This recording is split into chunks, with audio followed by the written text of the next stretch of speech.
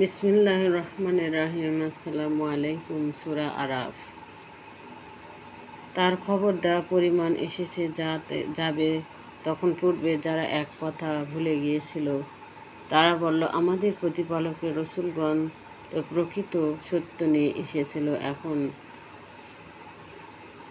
এখন কোনো সুপারিশকারী আছে কি যারা আমাদের জন্য সুপারিশ করবে, অথবা আমাদেরকে পৃথিবীতে ফিরে যেতে দেওয়া হবে কি যাতে আমরা যে আমল করেছিলাম তা থেকে ভিন্নতর আমল করি।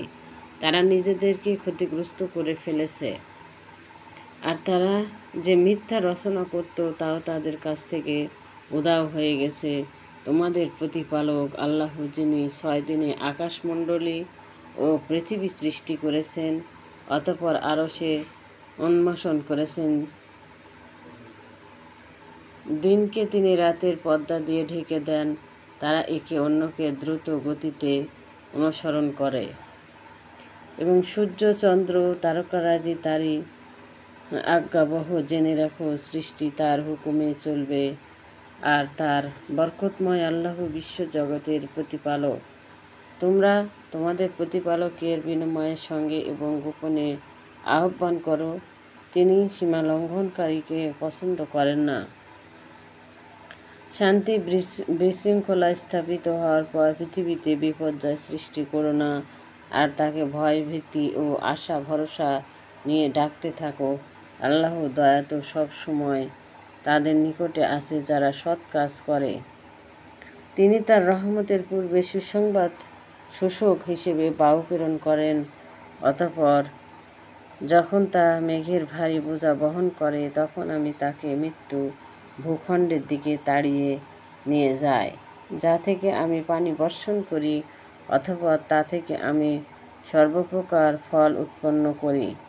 এভাবেই আমি মৃতকে জীবিত করি। রাতে তোমরা শিক্ষা গ্রহণ করো। উৎকৃষ্ট ভূমি তার প্রতিপালকের নির্দেশে বৃক্ষলতা ও উৎপাদন করে, আর নিকৃষ্ট জমিন থেকে কঠিন পরিশ্রম না করলে কিছুই উৎপন্ন হয় না। এভাবে আমি আয়াতগুলোকে বারবার বিবৃত করি কৃতজ্ঞ সম্প্রদায়ের জন্য। আমি নূহকে আর সম্প্রদায়ের নিকট পাঠিয়েছিলাম। সে বলেছিল, হে আমার সম্প্রদায়, তোমরা আল্লাহর ইবাদত করো, তিনি ছাড়া তোমাদের কোনো ইলাহি নেই। তোমরা আল্লাহর নির্দেশ অমান্য করলে মহাদিনে আমি তোমাদের জন্য শাস্তির আশঙ্কা করি।